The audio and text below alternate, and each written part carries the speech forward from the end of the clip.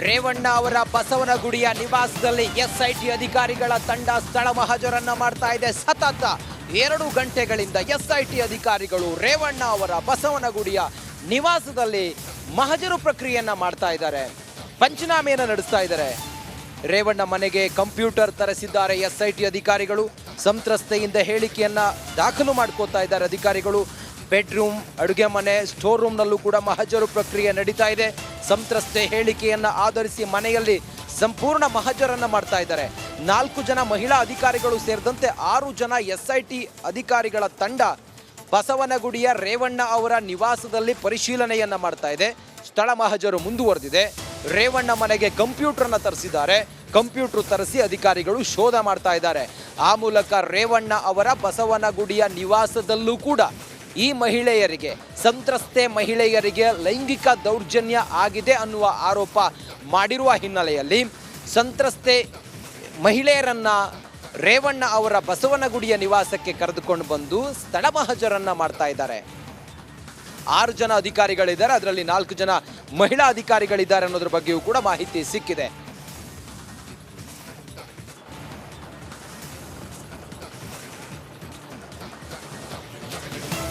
ವಿಚಾರಕ್ಕೆ ಸಂಬಂಧಪಟ್ಟಂಗೆ ಮತ್ತಷ್ಟು ಮಾಹಿತಿಯನ್ನು ನೀಡುತ್ತಾರೆ ಪ್ರತಿನಿಧಿ ವೀರೇಶ್. ಈಗ ನೇರ ಸಂಪರ್ಕದಲ್ಲಿ ಜಾಯ್ನ್ ಆಗ್ತಿದ್ದಾರೆ. ವೀರೇಶ್, ಸ್ಥಳ ಮಹಜರು ಮಾಡಿರುವಂಥದ್ದು ಬಸವನಗುಡಿಯಲ್ಲಿ ಪ್ರಕರಣಕ್ಕೆ ಟ್ವಿಸ್ಟ್ ಕೊಡುವಂಥದ್ದು ಅಥವಾ ಪ್ರಕರಣಕ್ಕೆ ಸಹಕಾರಿಯಾಗುವಂತಹ ಬೆಳವಣಿಗೆ ಏನು ನಡೆದಿದೆ ಮಹಜರ್ನ ಸಂದರ್ಭದಲ್ಲಿ, ಏನು ಅಪ್ಡೇಟ್ಸ್ ಕೊಡ್ತೀರಿ?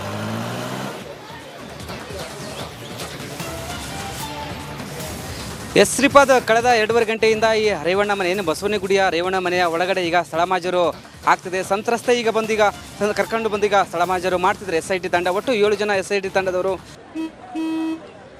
ನಡಿ, ಈಗ ಶುರು ಮಾಡೋಣ.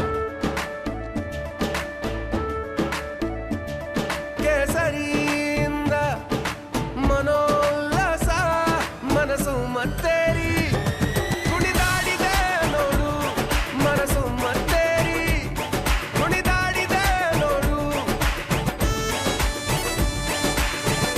ಕ್ಷಣ ಕ್ಷಣವೂ ಆಚರಿಸಿ ಕೇಸರಿ ಹಬ್ಬ. ವಿಮಲ್, ಬಾಯಲ್ಲಿ ಹೇಳಿ ಕೇಸರಿ.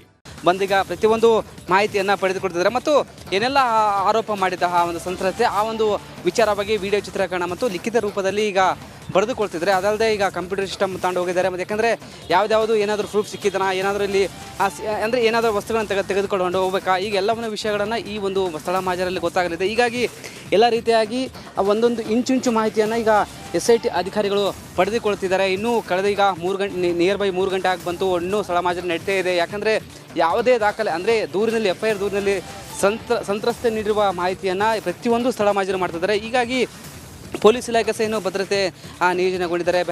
ಮನೆಯ ಮುಂದೆ ಬ್ಯಾರಿಕೇಡ್ ಅಳವಡಿಕೆ ಮಾಡಿದ್ದಾರೆ. ಯಾಕಂದರೆ ಯಾವುದೇ ರೀತಿ ತೊಂದರೆ ಆಗದಂತೆ ಈಗ ಮುನ್ನೆಚ್ಚರಿಕೆ ಕ್ರಮವಾಗಿ ಮಾಡಿಕೊಂಡಿದ್ದಾರೆ. ಇನ್ನೂ ಸ್ಥಳ ಮಹಜರು ಇನ್ನೂ ಮನೆ ಒಳಗೆ ಆಗ್ತಾ ಇದೆ. ಯಾಕಂದರೆ ಸಂತ್ರಸ್ತೆ ಯಾವೆಲ್ಲ ಆರೋಪ ಮಾಡಿದ್ದಾರೆ, ಯಾಕಂದರೆ ರೇವಣ್ಣ ಮತ್ತು ಅವರ ಮಗ ಪ್ರಜ್ವಲ ರೇವಣ್ಣ ಅವರು ನಮ್ಮ ಲೈಂಗಿಕ ದೌರ್ಜನ್ಯ ಎಸಗಿದ್ದಾರೆ, ಕೆಲವೊಂದು ಹಣ್ಣು ಕೊಡುವ ನೆಪದಲ್ಲಿ ಕೈಯೆಲ್ಲ ಮುಟ್ಟಿದ್ದಾರೆ, ಮೈಯನ್ನು ಮುಟ್ಟಿದ್ದಾರೆ, ಹೀಗೆ ಹಲವಾರು ಒಂದು ಆರೋಪ ಮಾಡಿದರು. ಆ ಒಂದು ಆರೋಪದ ಅಡಿಯಲ್ಲಿ ಇದೀಗ ಸ್ಥಳ ಮಹಜರು ಈ ಒಂದು ಮನೆಯಲ್ಲಿ ಆಗುತ್ತೆ. ಯಾಕಂದರೆ ಈ ಹಿಂದೆ ಅಂದರೆ 2019ರಿಂದ 2022ರವರೆಗೆ ಈ ಮನೆಯಲ್ಲಿ ಕೆಲಸ ಮಾಡಿರ್ತಾಳೆ ಆ ಒಂದು ಸಂತ್ರಸ್ತೆ.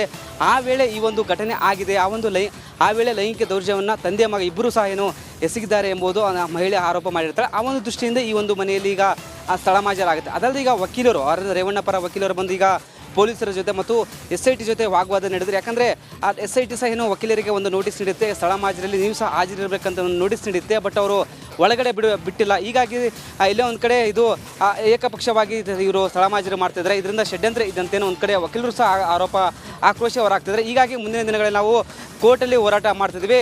ಇನ್ನೂ 1 ಗಂಟೆ ಸ್ಥಳ ಮಹಜರು ಆಗ್ಬೋದು ಅಂತೇನೋ, ನಡಿಬೋದು ಅಂತೇನೋ ಇಲ್ಲಿನ ಮೂಲಗಳು ಹೇಳ್ತಿದ್ದೇವೆ. ಶ್ರೀಪಾದ್ ಪಾಟೀಲ್.